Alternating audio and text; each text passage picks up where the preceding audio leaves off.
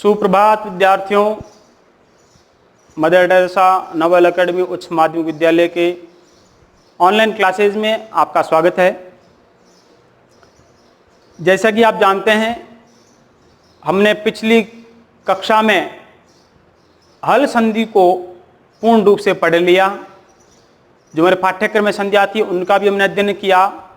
एक दो संधियाँ कुछ ऐसी भी है जो हमारे पाठ्यक्रम में नहीं है, फिर भी उसके एग्जाम्पल्स पूछे जा रहे हैं, तो उनका भी विद्यार्थियों ने गहन अध्ययन किया।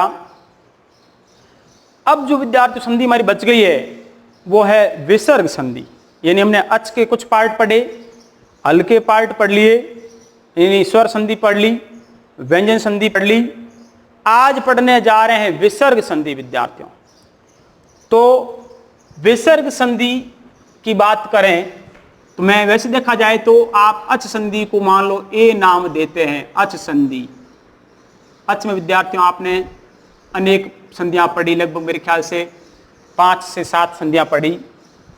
नंबर बी की बात करूं तो हल संधि विद्यार्थियों, हल संधि में भी आपने लगभग 7 संधियां पढ़ी, जिसमें से 5 आपके सिलेबस की थी विद्यार्थियों और 2 जो है सिलेबस में नहीं होते हुए भी हमने उसका अस्तित्व का हमने अध्ययन किया।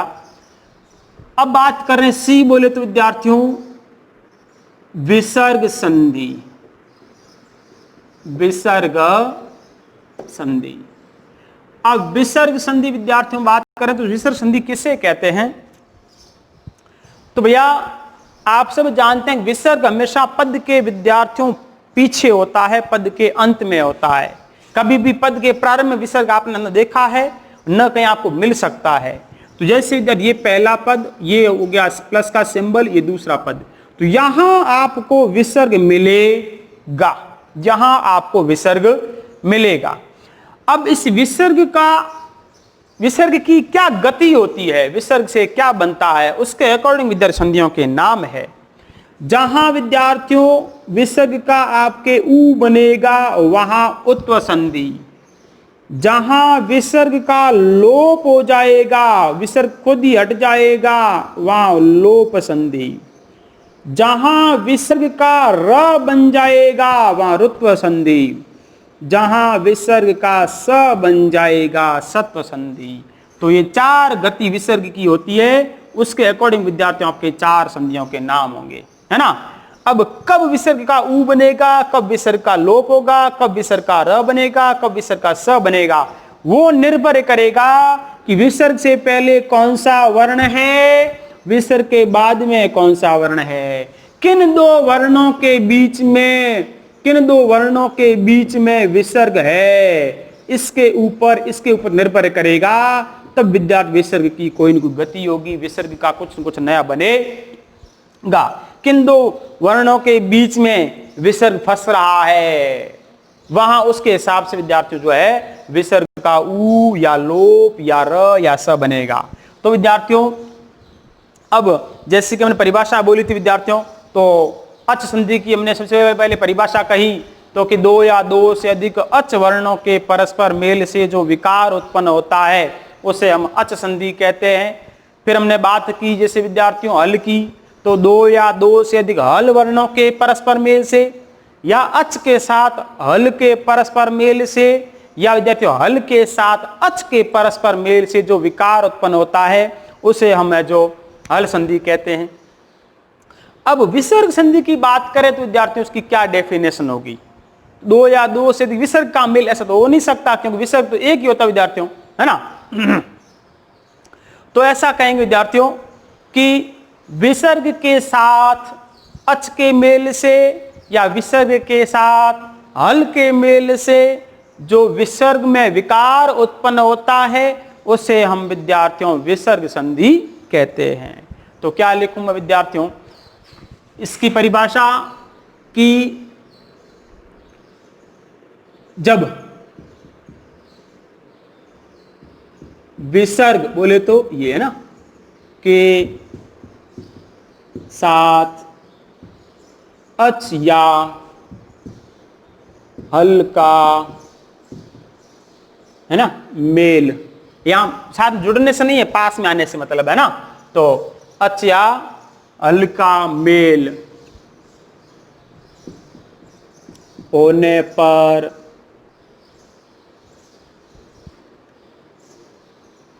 पर विसर्ग में जो विकार उत्पन्न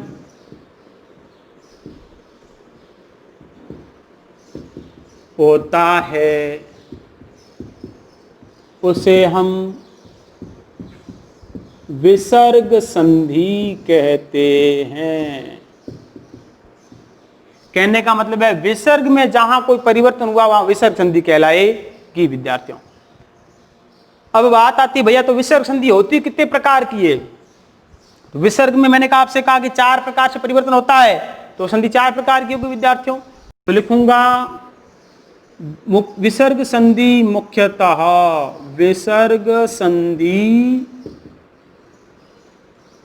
मुख्यतः 4 प्रकार की होती है। 4 प्रकार की होती है। कौन कौन से 4 प्रकार विद्यार्थियों? मैं आपके सामने नाम लिख देता हूं। सबसे पहले मैं नाम लिखने वाला हूं विद्यार्थियों उत्व संधि, जहां ऊ बनेगा विसर्ग का। नंबर 2 लिखिए विद्यार्थियों आप लोप संधि।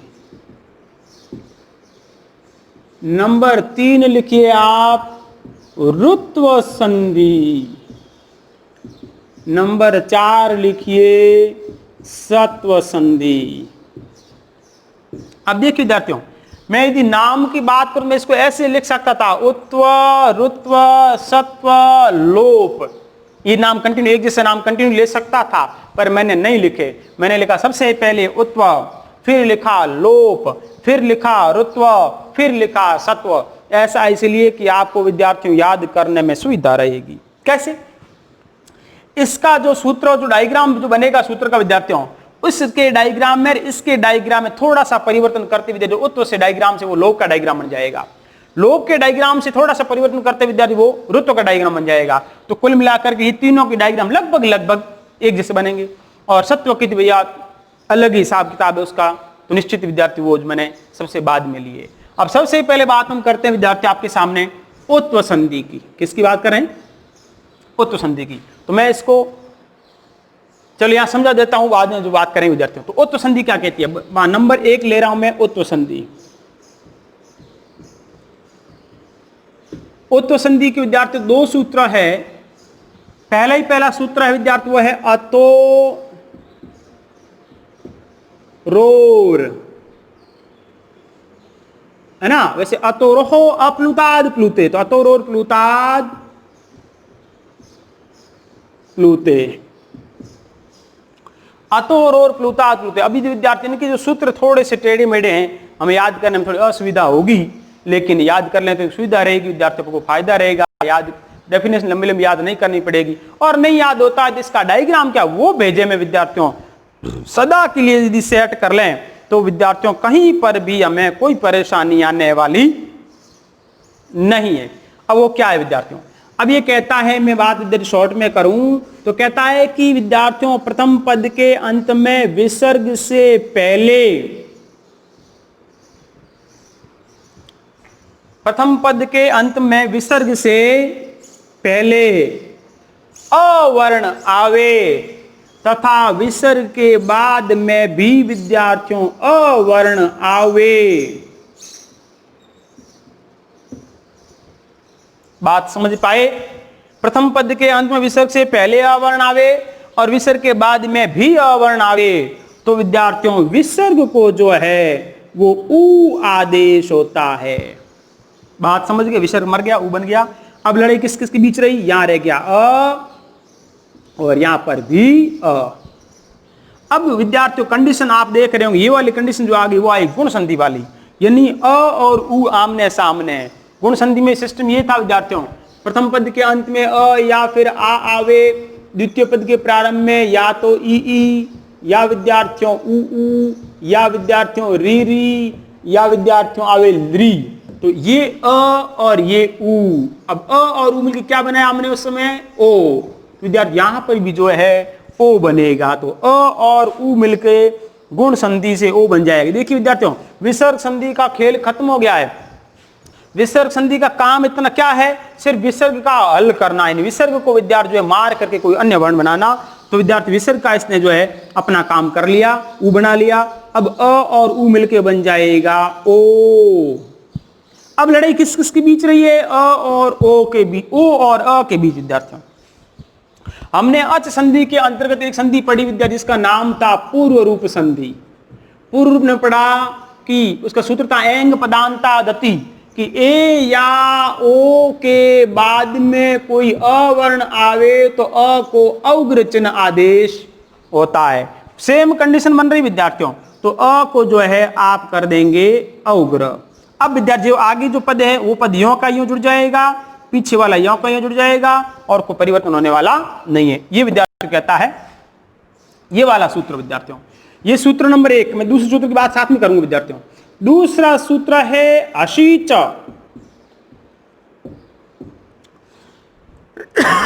माफ कीजिएगा, अशीच। अब अशीच क्या कहता है, अशीच विद्यार्थियों बात जो है यहां तक वाली बात तो सेम ही कहता है, ये बात कुछ अलग करता है, यहां की बात अलग करता है। यहां कहता है कि भाई जैसे विसर्ग के पहले तो अवर्ण आवे, यहां ठीक है, विसर्ग के बाद में अ न आकर के हसी बोले तो हस प्रत्यार का कोई वर्ण आवे।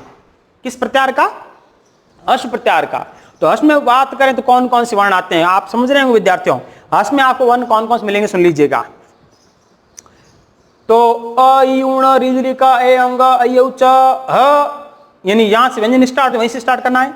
अय वर टलण यम गण नम जब गड दश जब गड दश। वर्ग का तीसरा, वर्ग का चौथा, वर्ग का पांचवा और ह या वर ल। तो देखिएगा यानी ये नहीं आवे मान लो अ, तो हसी च कहता है कि आ सकता है वर्ग का तीसरा, या मैंने देखो लिखा है 3 नंबर लिखा है, वर्ग का 3 नंबर का मतलब तीसरा वर्ण। तीसरे वर्ण होते हैं गज ड द ब। वर्ग का चौथा गज ड द भ। वर्ग का पांचवा ङ न म। या आवे य, या आवे व, या आवे र, या आवे ल, या आवे ह, है ना। तो कुल कितने वर्ण हो गए, 5 और 5 10, 5 15 वर्ण ये हो गए, 16 17 18 19 और 20। ये विद्यार्थी आपके हर्ष प्रत्यार में वर्ण आ गए। ठीक है, इनमें से यदि कोई आता है तो भी आप विसर्ग को उ बनाओगे। इसका मतलब विसर्ग के इस तरफ कुल कितने वर्ण हो गए, 20 तो वर्ण ये हो गए। इन 20 की स्थिति में हमको विसर्ग का उ बनाना है, और अ आवे तो विद्यार्थी विसर्ग का हमको उ बनाना है। शायद आप मेरी बात अच्छे तरीके से समझ गए होंगे।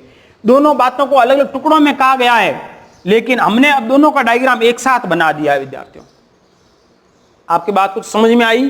क्या कहा, प्रथम पद के अंत में विसर्ग से पहले अ होवे, द्वितीय पद के प्रारंभ में विसर्ग के बाद में, है ना, या तो अ, मान लो अ नहीं हो तो वर्ग का तीसरा या चौथा या पांचवा, या यर लब ह वर्ण आवे तो, वर्ण आवे तो विसर्ग को उ आदेश होता है।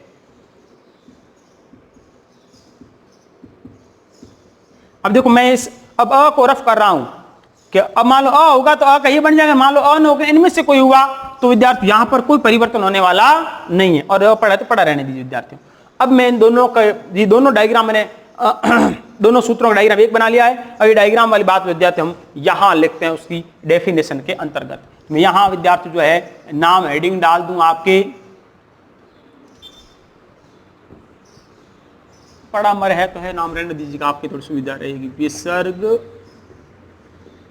संधि, मैं यहां नया नाम डाल देता हूं विद्यार्थी आपको, उत्तर संधि।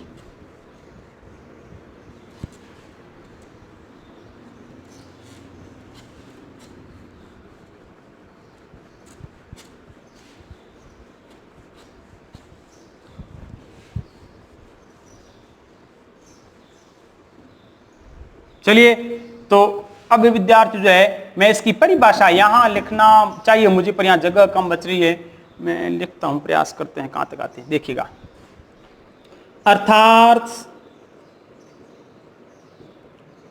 यदि प्रथम पद के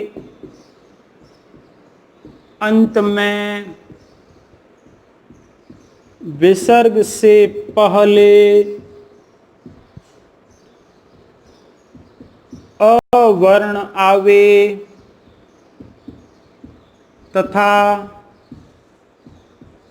विसर्ग के बाद क्या क्या आवे, या तो आवे अ नहीं आवे तो वर्ग का तीसरा, चौथा या पांचवा, या य या व या र या ल या ह या ह वर्ण आवे तो विसर्ग को उ आदेश होता है, ठीक है। तथा उ के बाद तथा उ पूर्व अ के साथ तथा उ पूर्व अ के साथ मिलकर ओ बन जाता है, ठीक है। अब अगली बात में विद्यार्थी यहां नहीं लिख पा रहा हूं मैं, आप सोच रहे होंगे कि यहां पर अब ये तो बात हो गई। अब इस अ हुआ तो आगे पूर्व रूप होगा, अ नहीं हुआ, इनमें से कोई वर्ण हुआ तो विद्यार्थियों आगे इसकी कोई गति होने वाली नहीं है। तो हम एग्जाम्पल लें विद्यार्थियों। अब इसका मैं एग्जाम्पल एक तो यही ले लेता हूं, जगह पड़ी हमारे पास विद्यार्थी, देखिएगा फॉर एग्जाम्पल विद्यार्थियों। पहले मैं एग्जाम्पल लेता हूं विद्यार्थी, जैसे कोअपी, ये मैं आपको उदाहरण पहले उस संधि में करवा चुका हूं। कौन सी में? पूर्व रूप संधि में। वहां मैंने विद्यार्थी संधि विच्छेद अलग किया था। यहां देखना ये हो गया विद्यार्थियों कोअपी।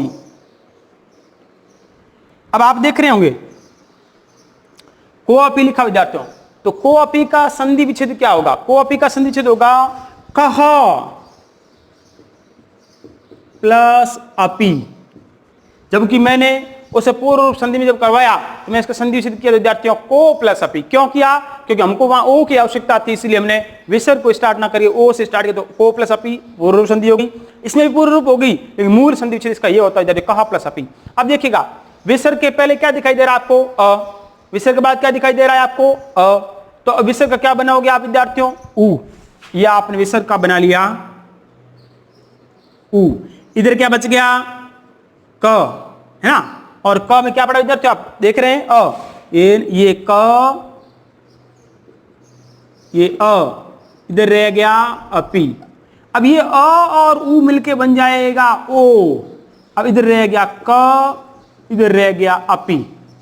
अब इनको अपी जोड़ेंगे तो क में ओ मिलाया को, अ का बन जाएगा औग्र।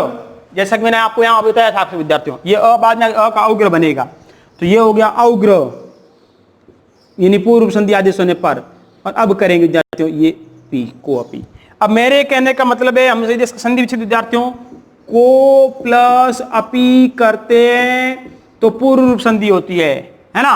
लेकिन हमको विद्यार्थी विसर्ग संधि का जो बनाना है तो हम यहां पर जो है वो कह प्लस अपी से करेंगे, और फिर विद्यार्थी विसर्ग से पहले भी अ, विसर्ग के बाद में भी अ, विसर्ग का बन जाएगा उ। और विद्यार्थी जो है उसके बाद में जो क में अ पड़ा है वो अ और उ मिलकर के इधर गुण संधि से ओ बन जाएगा। बाद में अ पड़ा है तो अ का उग्र हो जाएगा विद्यार्थियों, और पद बन जाएगा को अपी। उसके बाद इधर हम बात करें मान लो तो दूसरा उदाहरण मैं ले लेता हूं विद्यार्थी आपके सामने, रामो हसती नंबर 2, या रामो अवधि ले लेता हूं, बाद में इसके अलग करूंगा बाद में विद्यार्थी देगा। तो ये हो गया नंबर 2 उदाहरण विद्यार्थियों। ये हो गया रामो अवदत्, तो राम प्लस अवदत्। अब आप देख रहे हैं राम में विसर्ग से पहले अ, यानी राम, फिर अ, फिर विसर्ग, फिर अवदत्। और विसर्ग के पहले भी और विसर्ग के बाद में भी अ, विसर्ग के पहले भी अ और विसर्ग के बाद में भी अ। विसर्ग का बना लो विद्यार्थियों ऊ। अब रह गया इधर अ, इधर रह गया राम, इधर रह गया अ व द त। तो अब अ और ऊ मिलके बन जाएगा ओ। इधर रह गया राम, इधर रह गया विद्यार्थियों अ व द त। अब जोड़ेंगे ओ के बाद अ, इसका उग्र करना है, तो अब इसका तो कर दो विद्यार्थियों अउग्र। ये हो गया आपके अउग्र। इधर राम में ओ मिला तो हो गया रामो, पीछे रह गया वदत, तो पद बन गया विद्यार्थियों रामो वदत। कोई दिक्कत नहीं है। अब इधर ये तो 2 उदाहरण मैंने किए जो विसर्ग के पहले भी और विसर्ग के बाद में भी है। अब विसर्ग के पहले तो अ हो लेकिन बाद में अ नहीं हो तो क्या होता है। तो नंबर 3 उदाहरण देखिए, वो इससे थोड़ा अलग करते हैं। हसी च का विद्यार्थी उदाहरण ले लें तो हसी च में कहता है जिससे रामो जयति, रामो जयति, तो इसका संधि विच्छेद होगा विद्यार्थियों रामः प्लस जयति। अब विसर्ग से पहले अ, विसर्ग के बाद वर्ग का तीसरा, ये विसर्ग के पहले अ, विसर्ग के बाद वर्ग का तीसरा। तो ये देखो रा, ये म हो गया अलंत, ये हो गया अ, ये हो गया विसर्ग, ये हो गया जयति। अब आप देख रहे हैं विसर्ग से पहले तो अ है, बिल्कुल है। विसर्ग के बाद में अ हमारे पास नहीं है, तो क्या है वर्ग का तीसरा वर्ण है, तो भी विसर्ग का आप क्या बनाओगे ऊ बनाओगे। तो विसर्ग का आपने ये कर लिया विद्यार्थियों ऊ, ये रह गया अ, इधर रह गया राम, इधर रह गया जयति। अब देखिए यहां तक सेम कंडीशन चल रही है। इसमें विद्यार्थी विसर्ग का ऊ बना और ऊ आमने सामने आकर के ओ बना, यहां पर भी अ और ऊ आमने सामने आकर के विद्यार्थी ओ बनेगा। लेकिन अगली संधि में जो पूर्ण रूप की विद्यार्थियों वो इसमें लागू नहीं होगी, क्योंकि यहां पर अ होने पर ही वो लागू होती है विद्यार्थियों। तो यहां हम लिखेंगे राम और यहां हो जाएगा जयति। अब जोड़ेंगे तो इधर जाएगा रामो जयति। कोई परेशानी नहीं है। एक उदाहरण और देखिए विद्यार्थियों, और वो उदाहरण विद्यार्थी हैं आपके शिवो वंद्य। ये लिखा मैंने शिवो और वंद्याः, तो शिवः प्लस वंद्यः।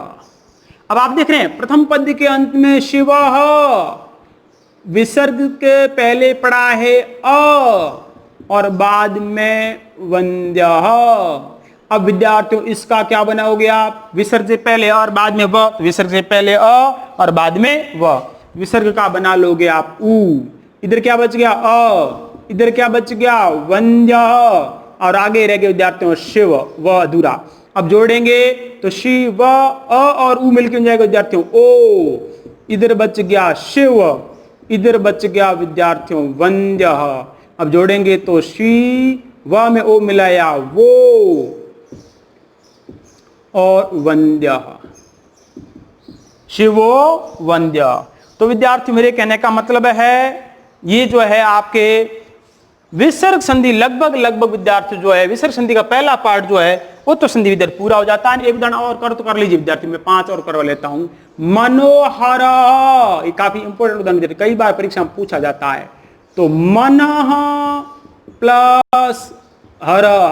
अब आप देख रहे हैं विसर्ग से पहले पड़ा है अ, विसर्ग के बाद में ह, ये विद्यार्थियों अ और ये बाद में पड़ा ह। तो आप विसर्ग का क्या बनाओगे ऊ, इधर क्या रह गया अ, इधर क्या रह गया मन, इधर क्या रह गया हर।